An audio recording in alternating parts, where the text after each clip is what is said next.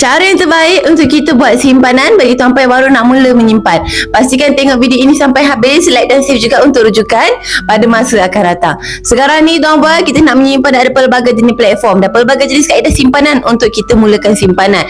So kalau tuan-puan baru nak mula menyimpan, yang pertama tuan-puan kena asingkan dahulu setiap kali gaji sekurang-kurangnya 20% daripada gaji tu untuk buat simpanan sahaja. Dan selebihnya tu baru tuan-puan bahagian kepada komitmen dan juga perbelanjaan tuan-puan.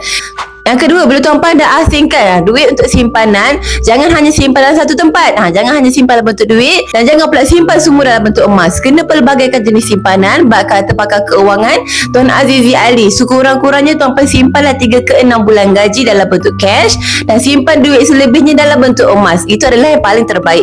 Yang ketiga, nak lagi bagusnya tuan-puan manfaatkan platform yang ada. Contoh, kalau tuan-puan nak simpan dalam bentuk cash, simpan dalam ASB dengan tabung haji. Sekurang-kurangnya setiap tahun duit simpanan tuan-puan akan bertambah dengan dividen yang diberikan.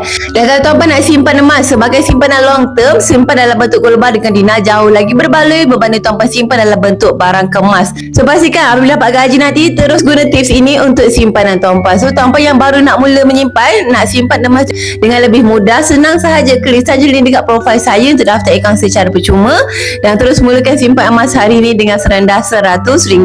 Atau kalau tuan-puan ada persoalan nak tanya, boleh saja kontak saya di nombor ini untuk saya bantu tuan-puan daftar akaun dengan lebih mudah. Akhir kata, macam biasalah, senangnya nak simpan emas.